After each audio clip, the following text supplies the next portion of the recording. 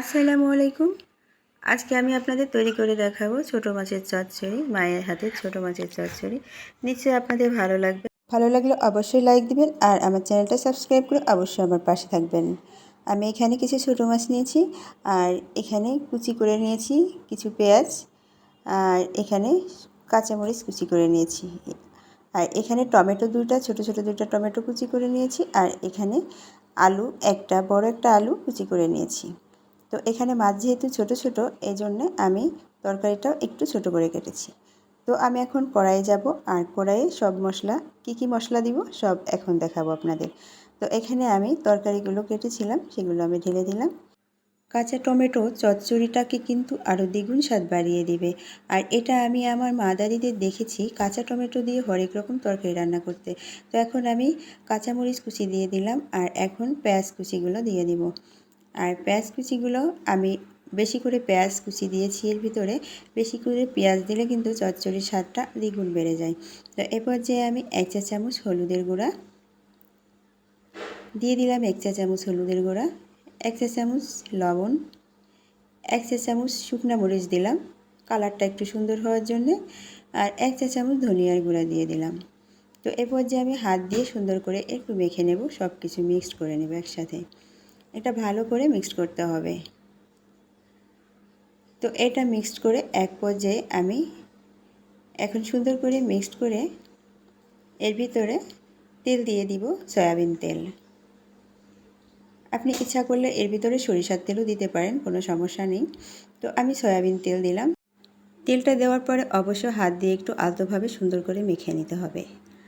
তো এ পর্যায়ে দেখুন আমি এর উপরে মাছগুলো দিয়ে দিয়েছি আর মাছগুলো আলতোভাবে এর সাথে মাখিয়ে নিতে হবে। বেশি জোরে মাখা যাবে না, যেহেতু এগুলো ছোটো মাছ, তাহলে মাছগুলো কিন্তু নষ্ট হয়ে যাবে। তো এ পর্যায়ে আমি আলতোভাবে মাছগুলো তরকারির সাথে মিশিয়ে নিচ্ছি। ঠিক এভাবে তরকারির সাথে মিক্সড করে নিয়ে এখন হাত দিয়ে যতটুকু পানি হয় সামান্য পরিমাণ পানি দিতে হবে। বেশি পানি অবশ্যই এর সাথে ইউজ করা যাবে না, যেহেতু আমি একটা চচ্চড়ি করব। তো এ পর্যায়ে আমি পরিমাণ মতো পানি দিয়ে দিয়েছি। এখন তরকারিটা ঢেকে দিব। তো এ পর্যায়ে দেখুন আমি তরকারিটা ঢাকনা দিয়ে ঢেকে রাখবো। ঠিক তরকারিটা যখন এই পর্যায়ে আসবেন তখন ঢাকনাটা খুলে দেব। ঢাকনাটা খুলে দিয়ে এইভাবে তরকারিটা জাল দিতে থাকবো। ঠিক এই পর্যায়ে এসে কুচি করা ধনিয়ার পাতাগুলো উপরে ছিটিয়ে দিব। তো এটা যার পছন্দ না সেও নামও দিতে পারেন, সমস্যা নাই। এটা একটা আলাদা ফ্লেভার আসে আর এই ফ্লেভারটা ধরে রাখার জন্য একটু ঢাকনা দিয়ে ঢেকে রাখবো। এই পর্যায়ে আমি ঢাকনা দিয়ে ঢেকে দিলাম। ঠিক এই পর্যায়ে যখন নিচের পানি শুকিয়ে যাবে তখন একটু নিচ থেকে এইভাবে আলতোভাবে উল্টিয়ে দিব তরকারিটা। উপরেরটা নিচে দিয়ে দিব আর নিচেরটা উপরে দিয়ে দিব, এইভাবে আলতোভাবে তরকারি ছড়িয়ে দিব। এইভাবে হালকা জালে চুলায় রেখে দিব। যখন নিচে একটু পুড়ে যাবে তখন তরকারিটা নামিয়ে ফেলব। তরকারিটা হালকাভাবে ছড়িয়ে দিব, এইভাবে ছড়িয়ে দিব হালকাভাবে, যেন মাছগুলো ভেঙে না যায়। তো এই পর্যায়ে দেখুন যখন তরকারিটা ভালো মতো নিচে পুড়ে যাবে, একটু লাল লাল হয়ে যাবে, তখন তরকারিটা নামিয়ে ফেলব। তো এই তরকারির স্বাদটাই কিন্তু নিচেই পোড়া।